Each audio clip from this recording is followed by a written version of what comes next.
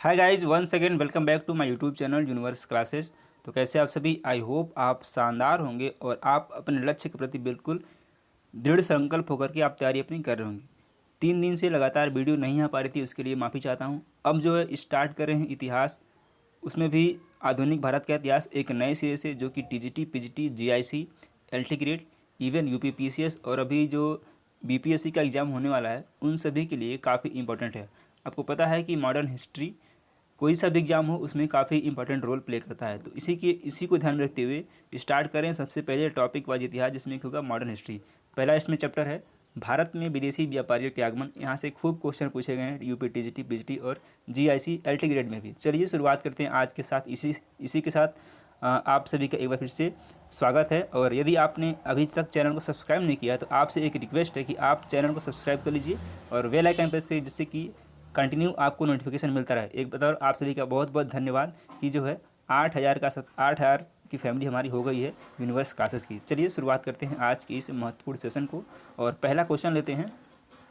निम्नलिखित में से किसने भारत आने से के पीछे अपने लक्ष्य को इन शब्दों में व्यक्त किया कि हम ईसाइयों व मसाले लेने आए हैं? फ्रांसिस जेवियर, रॉबर्ट दी नोबिली, वास्को डी गामा या फिर संत थॉमस? तो ये किसका कथन था? हम ईसाइयों व मसाले लेने आए हैं, यह वास्को डी गामा का कथन था।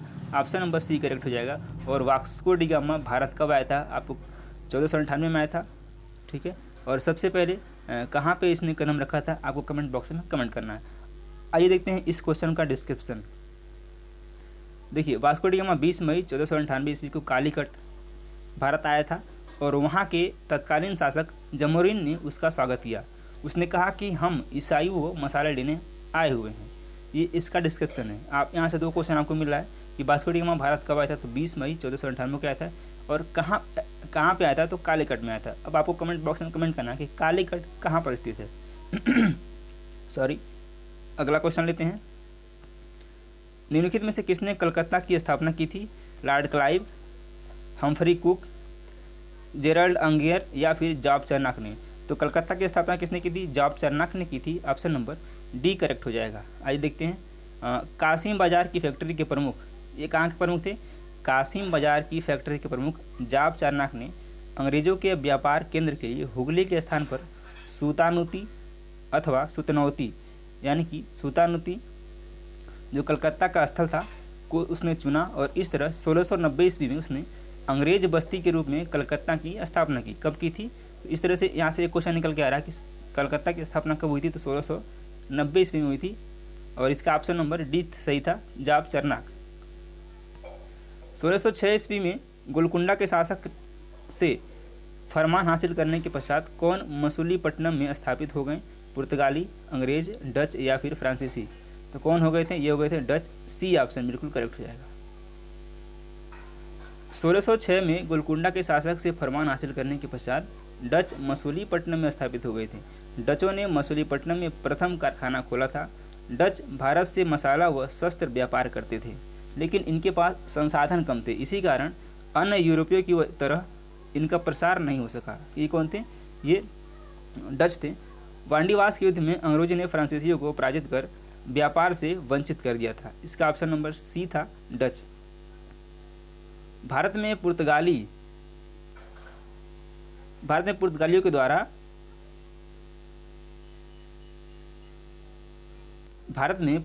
द्वारा प्राप्त किए गए स्थलों को उनके वर्षों के से सुमेलित कीजिए अथवा नीचे दिए गए कूट से क्या करना है? उसको मैच करना है।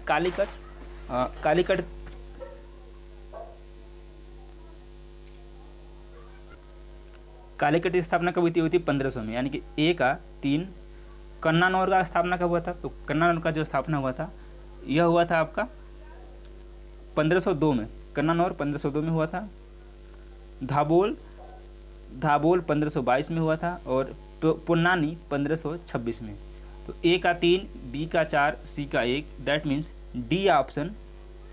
ए का 3, बी का 4, सी का 1, डी का 2, ऑप्शन नंबर डी करेक्ट हो जाएगा। चलिए बढ़ते हैं। देखिए, आप दिया हुआ है कालीकट 1500, कन्नानौर 1502, धाबोल 1522 और पेन्नानी 1526 नंबर। अगला क्वेश्चन लिखते हैं। किस क्रम में यूरोपीय लोग व्यापार करने हेतु भारत आए थे? यानी कि इनका क्रम बताना है कि यूरोपियों का क्रम कौन सा था, आपको क्रम बताना है। पुर्तगाली, डच, अंग्रेज, फ्रांसीसी, पुर्तगाली, अंग्रेज, डच, फ्रांसीसी, अंग्रेज, पुर्तगाली, डच, फ्रांसीसी, डच, पुर्तगाली, फ्रांसीसी, अंग्रेज। आपको ये ट्रिक याद रखना है, पुत्र के अड्डा में डैंड फंसा, यानी कि पहले पुर्तगाली आए थे, अड्डा यानी कि डच, अंग्रेज और फ्रांसीसी। ऑप्शन नंबर ए करेक्ट हो जाएगा। पुर्तगाली ये आए थे 1498 ईस्वी में, फिर डच, अंग्रेज, उसके बाद फिर आए थे फ्रांसीसी। ए ऑप्शन करेक्ट हो जाएगा। आइए देख लेते हैं। देखिए कंपनी और स्थापना वर्ष दिया हुआ है यहाँ पे। एस्तादो द इंडिया यानी कि पुर्तगीज कंपनी थी, 1498 में इसकी स्थापना हुई थी। वेरिंग द ओस्ट इंडीसे कंपनी यानी कि डच ईस्ट इंडिया कंपनी, इसकी स्थापना हुई थी 1602 में। The governor and company of merchant of trading, जो बाद में जाकर के अंग्रेजी ईस्ट इंडिया कंपनी के नाम से विख्यात हुई, वो थी, इसकी स्थापना हुई थी 1600 ईस्वी में।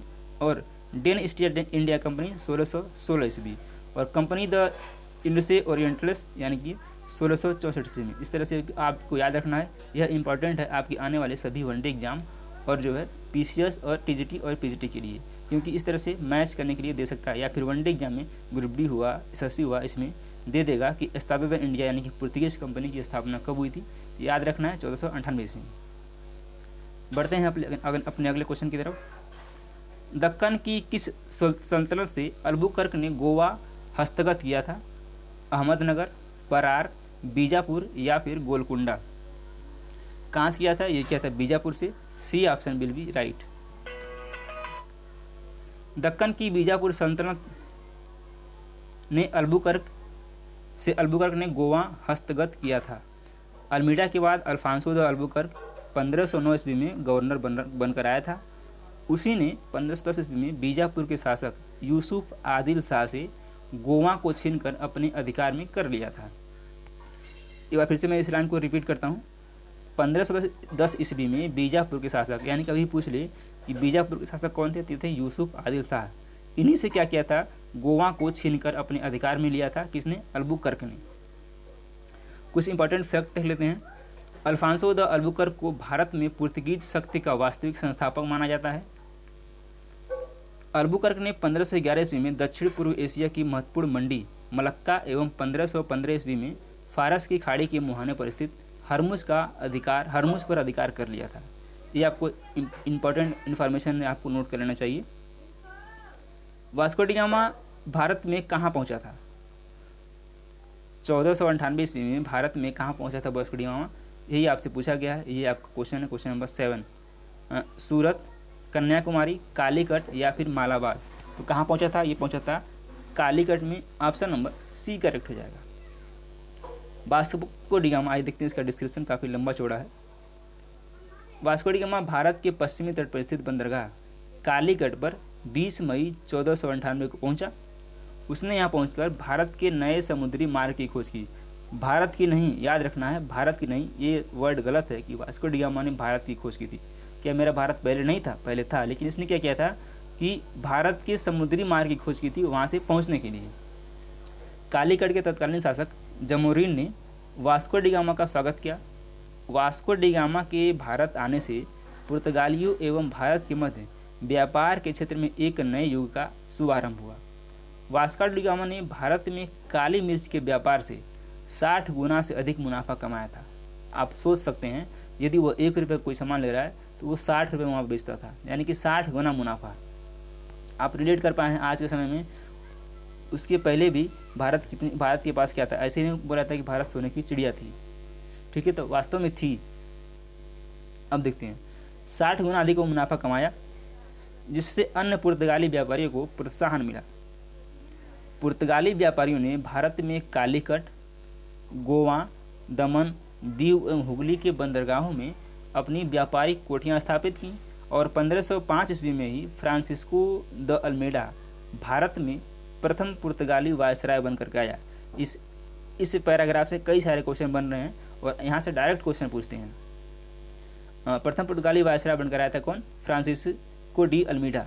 अल्मीडा के बाद अल्फांसो ड अल्बुकर्क 1509 में वायसराय बनकर आया। उसने 1510 ईस्वी में बीजापुर के शासक यूसुफ आदिल शाह से गोवा छीनकर अपने अधिकार में कर लिया। गोवा को पुर्तगालियों ने अपनी सत्ता और संस्कृति के महत्वपूर्ण केंद्र के रूप में स्थापित किया था कहाँ, किसको, गोवा को। और किसने स्थापित किया था, पुर्तगालियों ने। ये भी इंपॉर्टेंट लाइन है, आप इसको नोट कर सकते हैं। चलिए बढ़ते हैं अगले क्वेश्चन की तरफ। और भारत में पहला पुर्तगाली वायसराय कौन था, Francisco de Almeida, Alfonso de Albuquerque, Alfonso Dias या फिर वास्को डी गामा। ये था Francisco de Almeida, that means A option will be correct. किस यूरोपीय शक्ति ने पहली बार भारत के साथ समुद्री मार्ग से व्यापार करना शुरू किया था, डच, फ्रेंच, पुर्तगाली, स्पेनिश। हमको लगता है आपको इस सवाल का जवाब भली बात ही पता होगा। ये कौन थे, पुर्तगाली थे, सी ऑप्शन करेक्ट है। किस यूरोपीय समुदाय ने भारत में प्रथम व्यापार संबंध बनाए, वही क्वेश्चन रिपीट किया गया है, पुर्तगाली, डच, और ये यूपीजीआईसी में पूछा गया क्वेश्चन है 2012 में, ब्रिटिश या फिर फ्रांसीसी। ये कौन थे, पुर्तगाली थे, आपको भली भांति पता है, ए ऑप्शन करेक्ट है। पुर्तगाल और भारत के बीच व्यापार का प्रारंभ हुआ था कब, 1498 में, 1500 में, 1501 में या फिर 1502 में। कब हुआ था, ये हुआ था 1498 में, जब वास्को डी गामा था, तभी से व्यापार का प्रारंभ माना जाता है। अगला क्वेश्चन लेते हैं। चलिए आज यहीं तक रखते हैं और उम्मीद करते हैं कि आपको सेशन पसंद आएगा।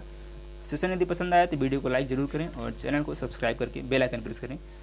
चलिए मिलते हैं कल भूगोल के प्रैक्टिस सेट के साथ। तब तक के लिए अपना ख्याल रखें, जहाँ भी रहें सुरक्षित रहें। धन्यवाद।